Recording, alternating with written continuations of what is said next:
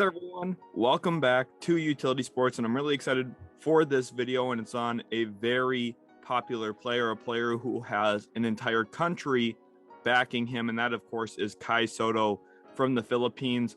For those of you who are watching not from the Philippines, you obviously have noticed that people from the Philippines really love Kai Sotto, and that's a huge indication of their nationalism.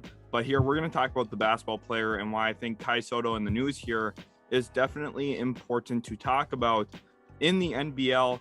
And let's get into it. If you guys are new to the channel, make sure to leave a like and also subscribe for more NBA content and NBA related content like this one here, where we're not specifically talking about the NBA, but I do think that there is some long-term ramifications here for Kai Sotto's career that could play into a potential NBA future.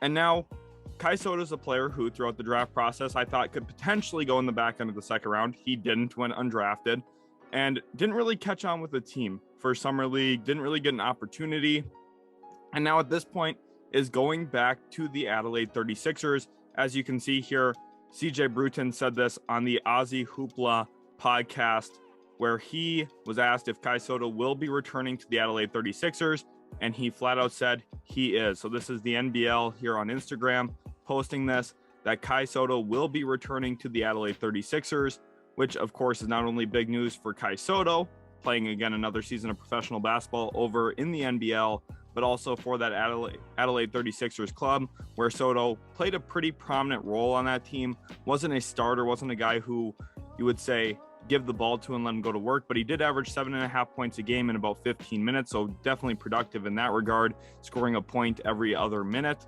That's tough to do.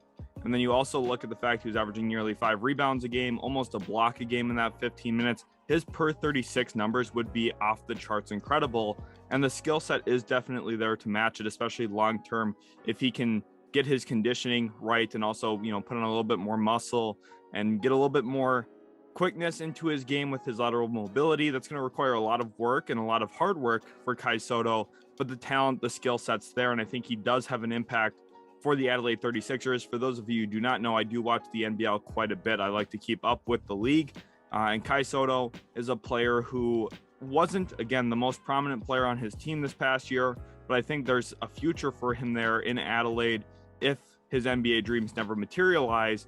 Of course, he did come out for the NBA draft, went undrafted, but I think with a really good season this year in the NBL, it's possible we could see him at some point down the road still transition over to the NBA. We've seen other players in the past do that, and I think it's very possible here that Kai Sotto could make that transition as well. Aaron Baines, a player who is formerly in the NBA, of course, had a tragic fall during the Olympics a year ago, basically today.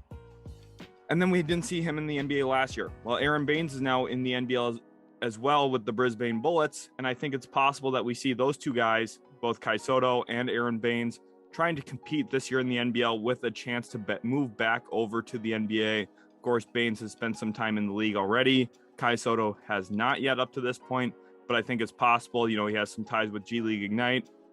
We'll see if anything really materializes here for Kai Sotto. But again, 7.5 points a game, almost 5 rebounds a night in 15 minutes, almost a block a game. He's definitely been productive, pretty skilled, talented passer.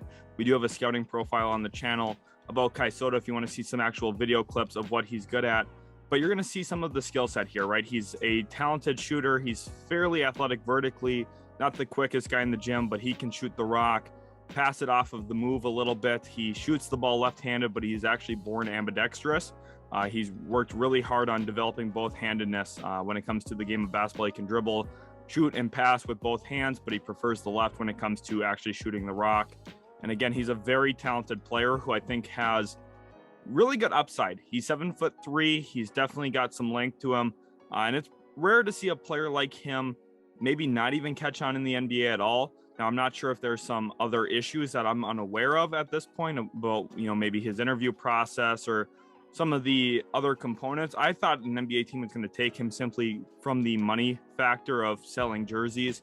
Probably would have led the league in jersey sales the first week he was in the league, honestly, because the Filipinos really love this guy. I understand it. If you're Filipino, huge shout out to you for all the support I've seen, even on Kai Sotto from you guys. It's not very common you see someone get backed by their entire country. So it's definitely awesome. Thanks guys so much for watching. Hopefully you did enjoy today's video. If you did, make sure to leave a like and also subscribe to the channel for more future NBA and basketball related content. Thanks again so much for watching, and we'll catch you in the very next utility sports video.